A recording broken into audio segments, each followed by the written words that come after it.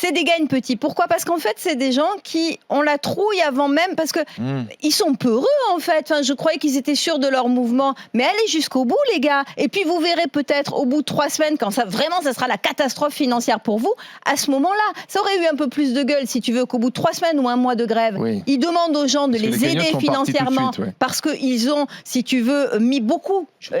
Et là, oui, mais là, ça fait gagne petit. Là, ça fait vraiment le mec qui veut faire la grève, mais tranquille, pépère dans son transat. Il y a Noël.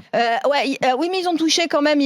Souviens-toi qu'il y a quand même une dame dont on a vu la vidéo. Jean-Paul Delevoye, il négociait pendant 2 ans tout en étant rémunéré à 5 000 par mois aussi. Ça, c'est beau. Pendant 2 ans, il avait oublié. Qu'est-ce que tu veux, Jean-Paul?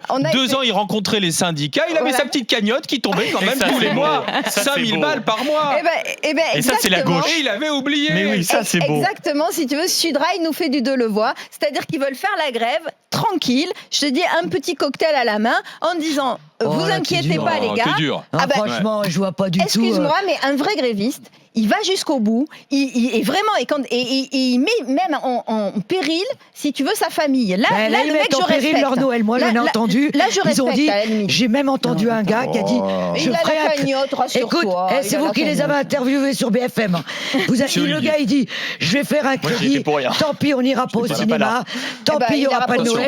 Ça va. Eh ben, tu vois. Non, mais il n'ira pas au cinéma. Non, mais tu vois, il est en péril. Sincèrement, attention, le discours misérabiliste, il y a la marge. Non, mais quand tu t'engages dans un combat, il y a aussi des conséquences. C'est ça. Faire grève, c'est justement renoncer à son salaire. C'est ce que je dis. Moi, je trouve que la cagnotte, il serait malin à la CGT s'il lançait une cagnotte pour tous ceux qui sont victimes de cette grève. Mais là, ça je suis d'accord. Là, ça serait un coup de com' formidable. Et là, tout le monde dirait bravo la CGT. Mais peut-être y penser là. Parce qu'ils font grève pour nous, parce qu'on part du principe qu'ils font grève pour nous. Eh bien, aller jusqu'au bout de la logique et ouvrir une cagnotte pour les commerçants, pour les précaires, pour ceux qui rament, pour les hommes et les femmes de ménage qui sèvent encore plus tôt et qui partent encore plus tard de leur boulot, pour tous ces gens-là dont c'est vraiment la misère pour le coup en ce moment. Et attends, les sans-abri qui sont morts parce que le métro était fermé, ça faut le dire aussi. Morgane qui m'écrit sur internet rmc.fr, désolé les grandes gueules, mais aujourd'hui c'est devenu un moyen de lutte, ces cagnottes, ne vous en déplaise.